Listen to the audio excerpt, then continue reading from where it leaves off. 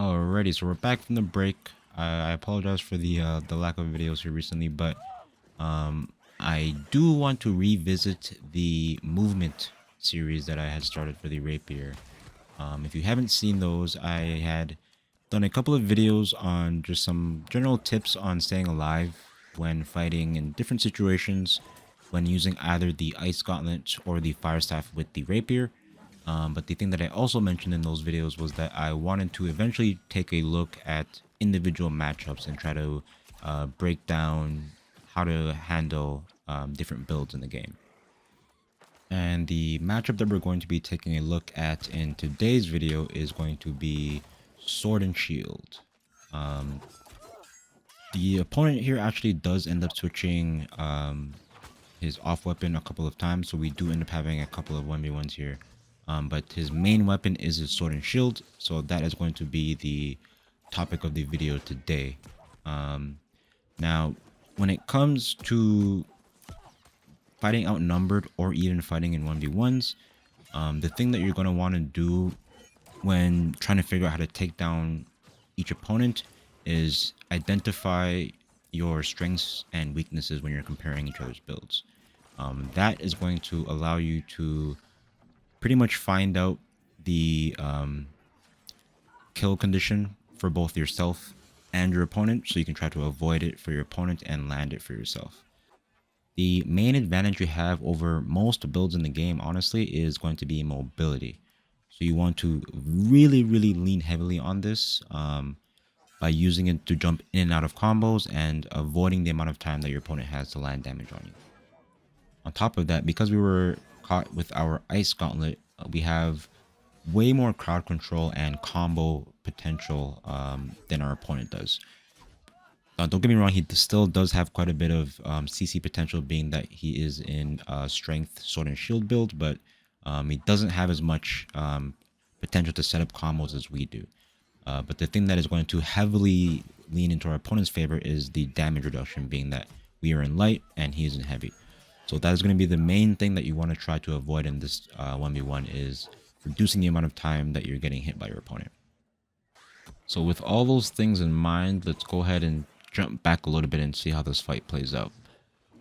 So we're going to go ahead and use our ability to find the timing to land our Ice Gauntlet combos there. So we do a good job of landing our shower into the spike, and we get him quite low after the spike. But being that he is in heavy armor, we're going to have to put that combo into him a couple of times. And he actually catches me on the back foot here doing something, and he lands a shield rush. But we immediately jump into the entomb just to negate the damage that he would have put into us there, and try to put him on the back foot. And I'm just going to go ahead and try to poke, see if I can break his stamina bar, because that is going to be our other condition to being able to put in damage. But you see, I'm trying to just do my best here to avoid damage, but he does get quite a few slashes in there. We get very low, so I go ahead and go for a parry into a flush through him just to give myself a little bit of space and time to reset the fight. And I'm going to try and just slow down and do a better job of avoiding damage. But we get caught again there with the leaping strike. So we jump into the entomb, wait for our mana to get to full so we can get the kill. But he actually does a very good job of avoiding our ice shower there. And because we're on this slopey terrain here, it's getting, or it is pretty hard to land our spikes. So we're going to have to kind of rely on parries to get our damage in. As you see, I'm going to try to use his aggression against him. Each time he lunges in, we're going to try and mistime our parry each time so that we can use that to get our bulk of our damage in. And the goal is to follow up with the Ice Gauntlet. But you see, it's again pretty hard to land most of my abilities on this kind of slopey terrain. But we do manage to land the parry into the backstab there. We get quite a bit of damage into him. But he gets the rend and the weaken on us here. So I'm just going to go ahead and jump into my entomb just to reset and get these debuffs off. Because that's going to be one of the really good things about entomb, is allowing yourself to reset during fights. So you see, we immediately dump those debuffs. We get the heal from our entomb, we pop the potion, and again, I'm going to try to find an opening to either use his aggression to land the parry like that. We get a beautiful backstab into the flesh. We try to continue up the pressure there, land a beautiful ice shower, which allows us to get a spike there, and we get a really nice finish to that 1v1 there.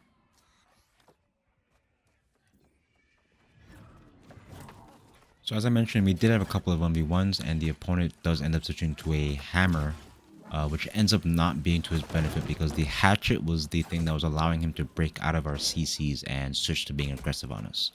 And as long as we avoid things like that, we can essentially now freely be as aggressive as we want, because we know if we catch him, he's not breaking out. We land a spike to break his shield guard there, so we go into the evade combo there. We do a ton of damage, time the parry for the second he throws an attack into us, and because he doesn't have the hatchet to essentially have immunity from CCs for a little bit, we're able to just stick on him super heavily here. We again mistimed the dodge there for the stun, but we land the parry, catch him into a very heavy ice shower that he can't break out of with his hatchet, break his guard again, and once his guard is broken, it's essentially game over at that point, because we can just go ahead and put in the evade combo. Our opponent does realize that though, and makes another switch to Great Axe this time, which instead of being able to break out of our CCs and switch to being aggressive, he has a little bit more ranged threat, being that he has well and the pull. But we're going to go ahead and go for the same game plan. Use our Ice Gauntlet to set up our combos, and when those are down, we just use our mobility to just create some space and not allow him to go in onto us. But we missed time breaking out of our entomb there. He does land a heavy attack into us. We again are just going to go ahead and try to find an opening. I do a good job of evading while he's charging up the Great Axe, and we avoid a lot of damage there. Flashe through his Gravwell and just dancing around him here, avoiding damage. We land the parry into the backstab, but I'm not going to go into it because I kind of knew that he was going to go for a shield rush, because it's one of the things he's been doing after parries. But we do get caught into the Great Axe blender there, take a lot of damage. We get sucked into the whirlwind, and we're on the back foot here. We momentarily land the parry, but being that he has Great Axe this time, he has a lot more potential to stay on us and apply pressure. And even though we are able to entomb that gravel there, he almost takes us out, and we just barely manage to land an Ice Shower, which keeps us alive for a little bit longer. But I do make the mistake here of not respecting the Great Axe. You're going to see I'm waiting for my potion, and I do end up chugging a regen potion here, but the thing about Great Axe that we don't really account for is the fact that it can pull you in, and it wasn't something that we had to deal with previously in this fight. So I don't do a good enough job of disengaging after my combos. You're going to see that here in a second. We land the shower after the parry, but I misland my spike there, so we don't get the stagger and the bulk of the damage there. And I'm playing really too aggressive here, and like I said, we're not respecting that Great Axe. He puts in a little bit of damage in with his sword and shield, but we're keeping him on the back foot. He whiffs the gravity well, so we're trying to play aggressive. Do a pretty good job of avoiding the Great Axe pull there. But we're just trying to see if we can not get caught by the blender again. We put in a little bit of damage after the parry there. He has a little bit more escape ability now that he switched to Great Axe, but he is it's essentially the same end game where we're trying to find an opening through his burst. We managed to land the parry, so we get our grit during the gravel, so we just freely move there. And he's actually been playing pretty defensively here during the whole fight, which ends up being the thing that almost gets me killed here again, because he switches on us while we're being super aggressive and puts in a ton of damage. But the Great Axe is doing a way better job of winning the trades, because he can kind of just sit there and cast abilities that I can't really damage through. And we miss time the entomb once again. He gets a beautiful heavy attack out of our entomb and lands it the second that we break out there, and he gets a really nice kill on us there. And you're going to see that be a common theme when it comes to this matchup. The Great Axe does a way better job of dealing with the Ice Gauntlet, because just like this, when we catch him in CCs, he can just throw a Grav Well, which will allow him to kind of keep us locked down while he's CC'd. but we do a better job of avoiding the full brunt of that whirlwind there.